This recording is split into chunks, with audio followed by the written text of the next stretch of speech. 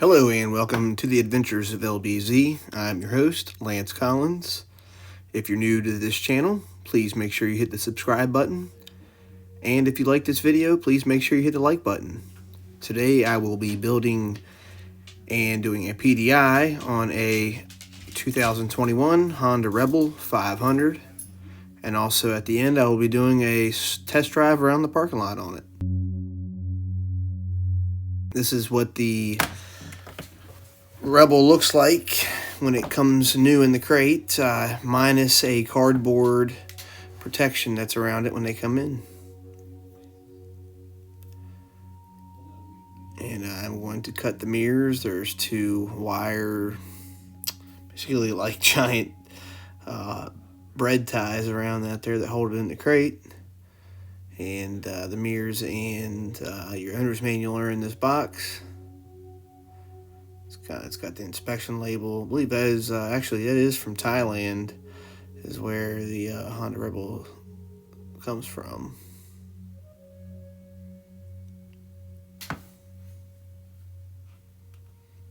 It's the pack with the owner's manual in it.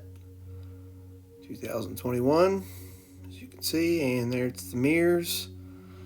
And that's it. And if you're new to these PDI videos that I'm doing, I can't play the audio in the background from work. There's several radios that are always going, so I have to do it as a voiceover.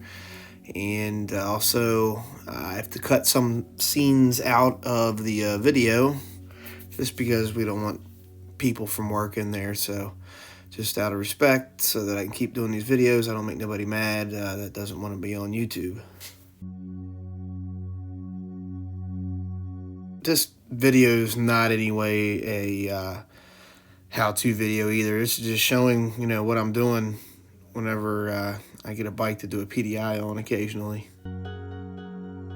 It looks like I'm getting them all the time on here, but we have a lot of work that we actually do daily.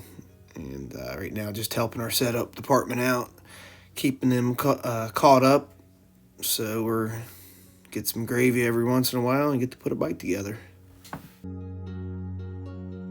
What I'm doing is using a 12 millimeter.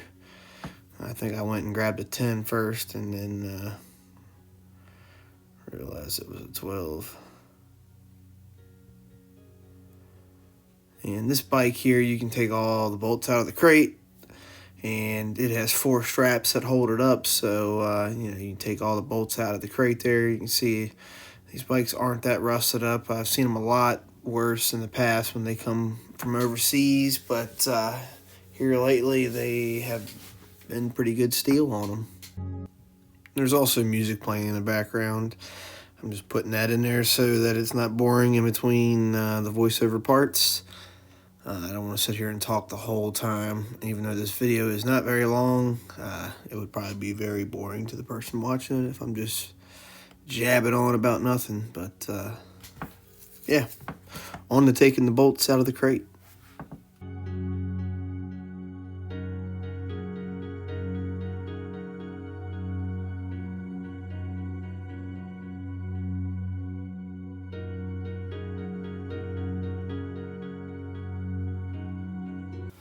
And also what you're doing when you're taking the bolts out of the crate, you're also looking things over on the bike. This is a way as a technician to inspect the bike and look at stuff, because you're right down there by different things. You want to make sure it's not damaged. There's nothing hanging off, anything that just doesn't look right when the bike comes in. That way you have a good chance of getting it warranted. So you don't want to send it to the customer that way. And now I'm going to remove these straps and walking over to the other side there. Also cut the rubber band around the foot peg there and release it. It's bound up in there so that it doesn't stick past the crate during shipping. They can pack them in tighter on the trucks when they're shipping them to us. I didn't cut these. Actually, I think somebody there wanted these straps. They were a little bit longer on the rears today. So as you can see from me sitting there unwinding, I think it's actually a pretty good size strap for the back there. They just don't come with hooks on them. So if they had hooks, I'd keep them all.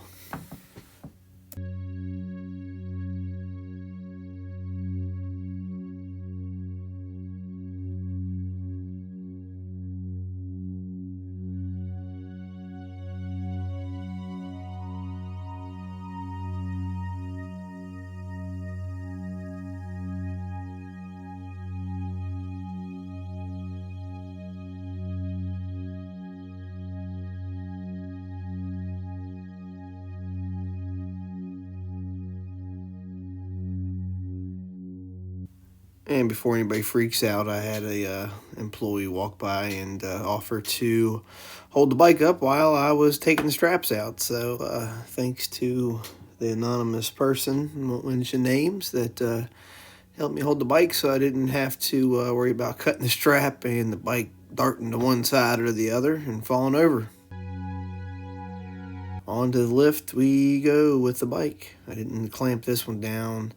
Like I say, I was getting this one ready for the customer as they were waiting. Actually cut a little bit of it out there, some of the parts, some of the checks or whatnot that I had to blow through the PDI pretty quick. And just like any other mirrors for the Hondas, that is a 14 millimeter.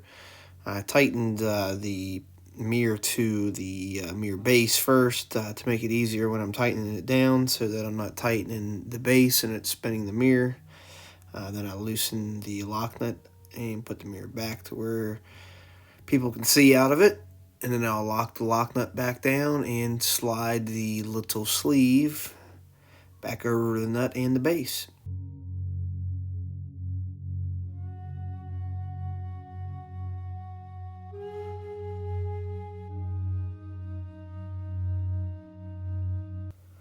And we'll do the same to the other side. I locked the base to the mirror, spinning it on. That way it made it easier. I can just spin one and not the other, and it doesn't have to back the other one off, being that the mirrors are reverse thread and the base are normal thread.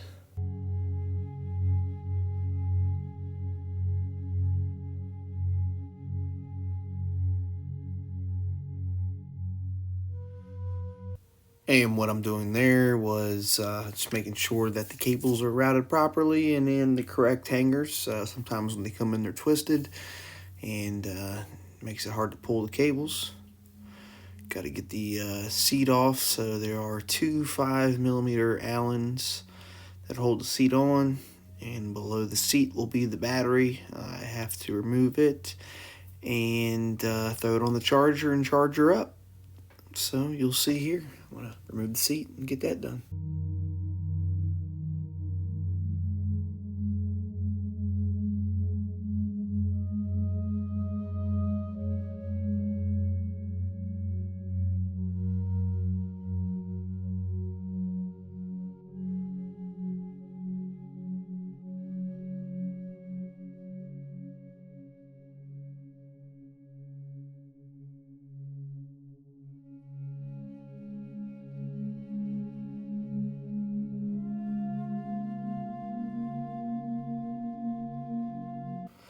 And this battery is a pain in the ass to get out of there. There's two clips, one on each side, and then there's one 5 millimeter bolt that holds it down. But to get to that stuff out of there, you have to pull the connector for the Honda Link out of the way, and then you have to get in there and pull your turn signal wires and stuff out of the way. And then there's 3 relays that you have to remove.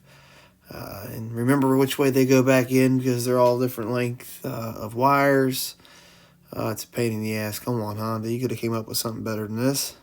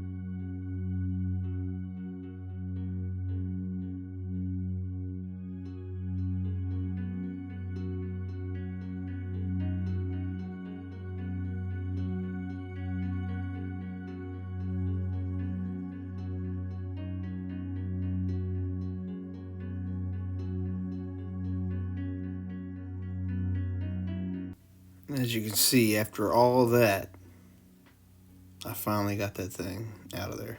I was even looking at my watch to see how long it took. It's such a pain. You gotta remove the relays. You gotta put little plastic clips behind that tray to get the wires off so you can pull it out of the way. And it's kind of a turd battery for the bike, but the bike itself is actually a good bike, and the battery is still Yuasa. But you know, they always design the bike and then forget they got to put a battery in it. It seems like, and then just kind of put it wherever they can get it. Putting our keychains on it for the shop. Onto the 2 keys that come with the bike.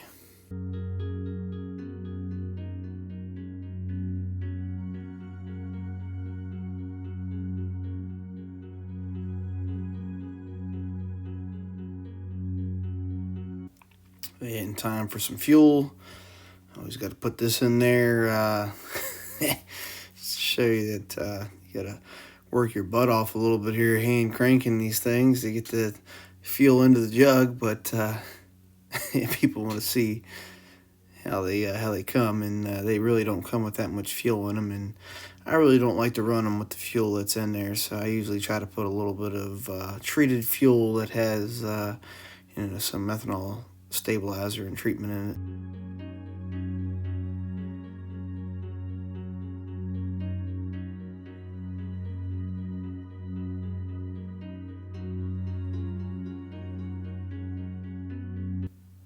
I'm not exactly too sure how much gas I put in this thing or how much it holds, but somewhere around 3 gallons, I would imagine, is what it was when I put the fuel in there.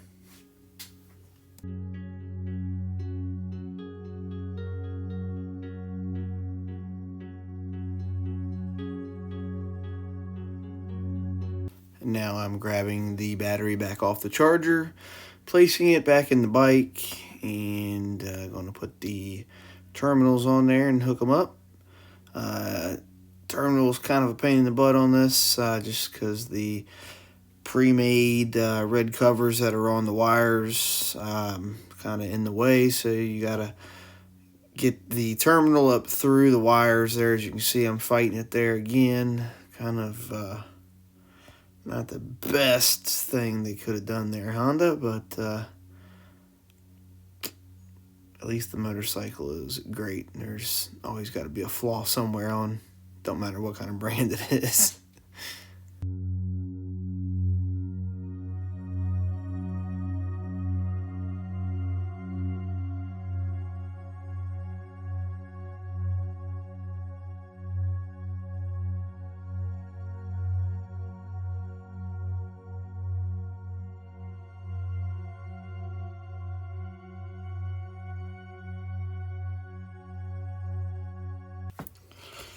I'm not trying to complain, but man, you can see it is just a pain in the butt because how that terminal cover just keeps getting in the way. It wants to push the nut or the bolt back up, and it doesn't give you enough room to get the nut to grab the bottom of the bolt there when you're tightening it up.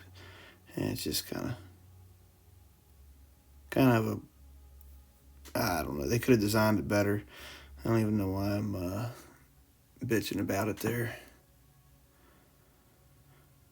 Put the ground in, tighten it down, and now to put the cover back on and put all the relays and two wiring connectors, and put the wire harness back into it, and then put the 5mm bolt back in and the 2 clips. But we'll get it going.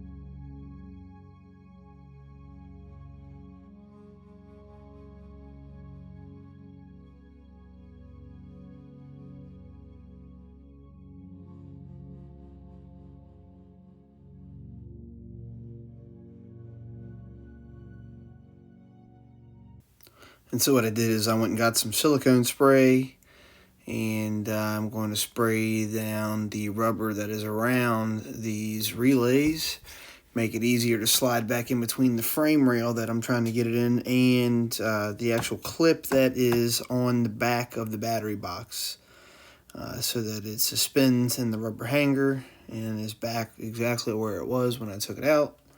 And like I say there, you just gotta look at the wires, look how long they are. It'll kind of get you in the right direction of putting it back together correctly, if you ever have to put a battery in one of these later on down the road of owning a Rebel 500.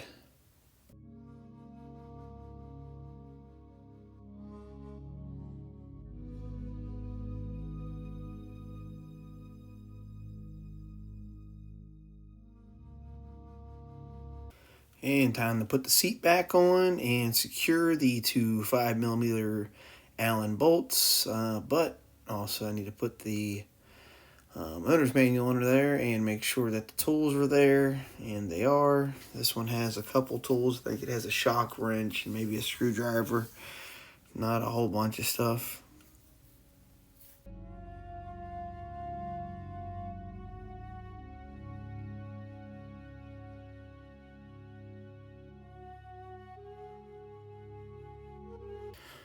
If you watch this Allen, whenever it seats, it flexes just a little tiny bit whenever you grab the handle and you're tightening it down, and that's so you don't over torque those bolts. That handle on there flexes and is meant to break down at a certain torque there, so that you don't strip the center of it out. It makes it nice.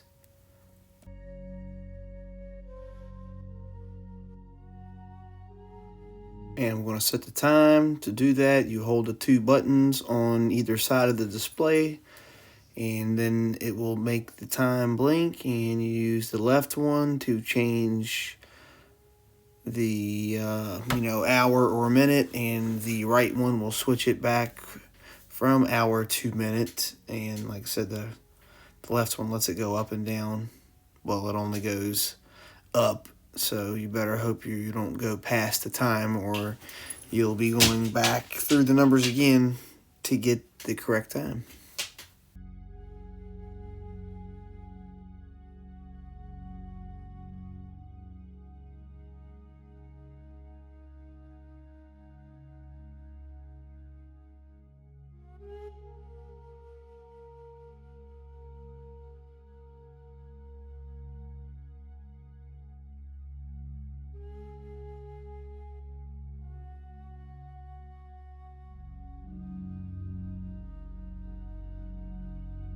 Checking the swing arm for the correct PSI, and looks like both front and rear are 29 PSI.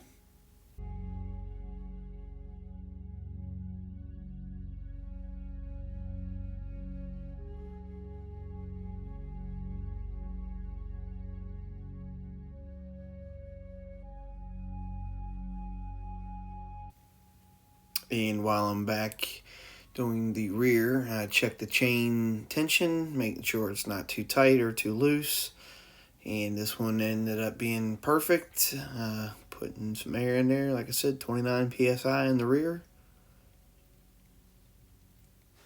This one was kind of a pain in the butt because of where I was standing, and then I had the extension on the back of the lifts, and so I ended up having to go around to the other side and put the air chuck on that way.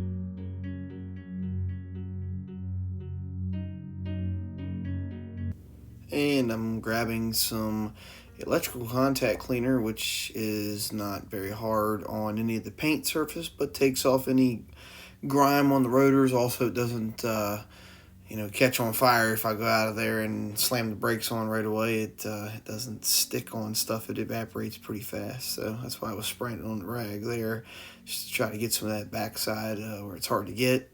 There's also some paint marks on the bolts. I usually clean that off with this stuff there.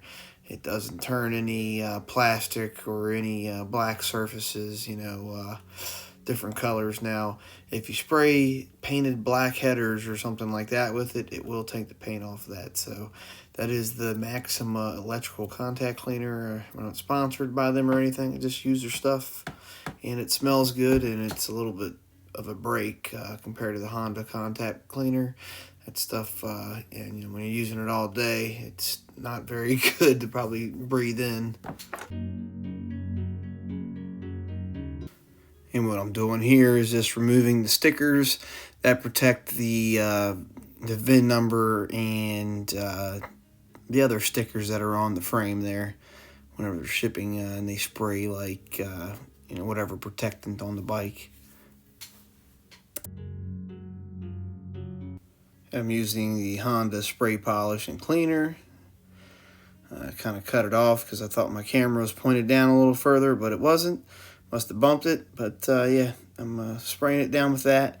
And then the other can that I'm going to use is, I think it's SC1. It's like a new bike in a can.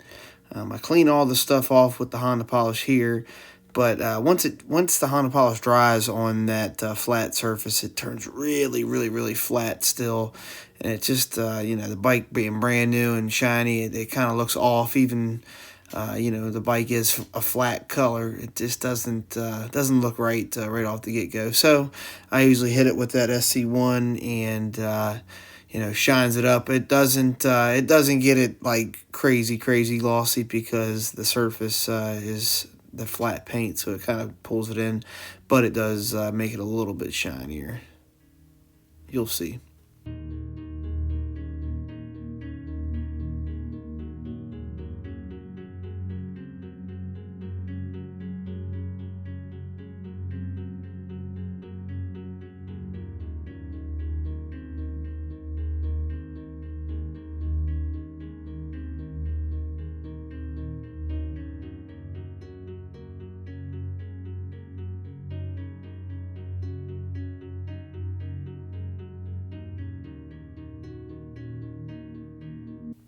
And I sprayed it on there kind of thick and then just wiped over the muffler itself just a little bit there, so it didn't look like it was too shiny compared to the other heat shield in front of it.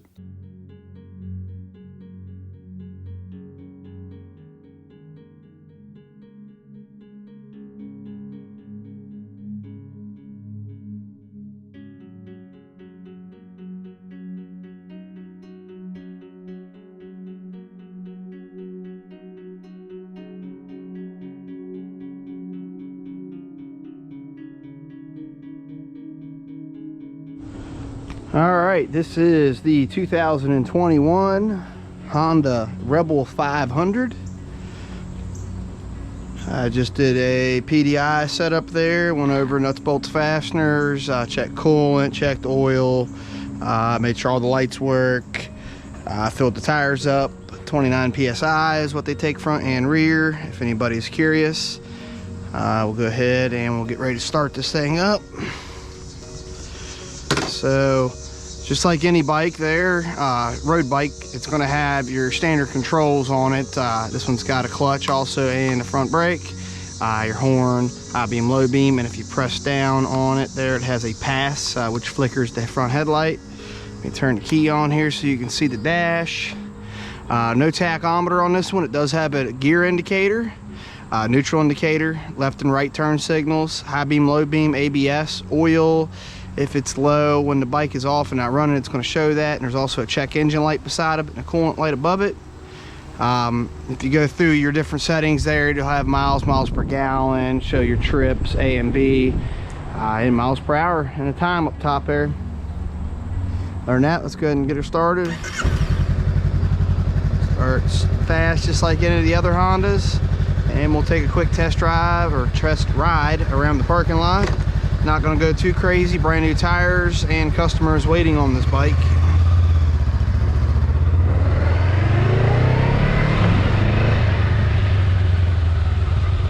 And these actually run pretty good. They got plenty of power for what they are.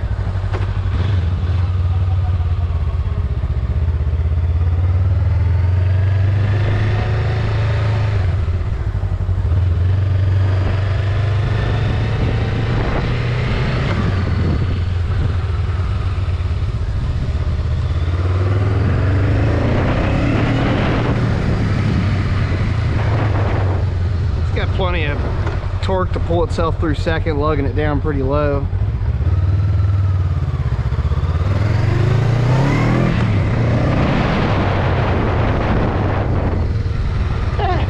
Runs pretty good.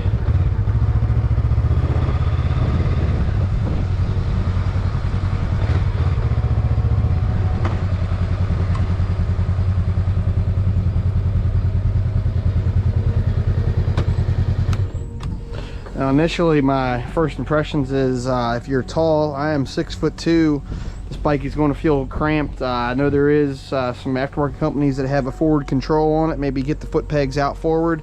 But if you're a tall person, it is definitely going to be a little uncomfortable for you because you're a little cramped up on it. This bike does come with LED turn signals, LED headlight, LED tail light. It's definitely a good beginner bike for sure. A lot better option than the 250 and when they had the 250 Rebels there. This one actually you can get out of the way if somebody's coming flying at you. It's got enough power to move a little bit.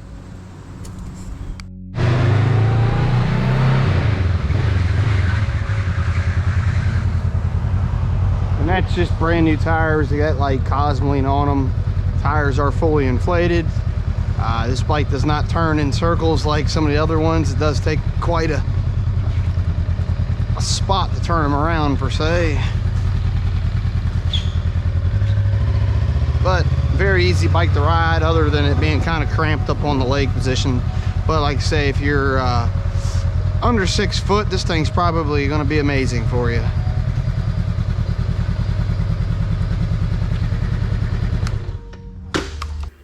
And that's going to be it for today's video. If you liked what you saw, please make sure you hit the like button. And if you're new to the channel, please make sure you hit the subscribe button. Thanks and have a great day.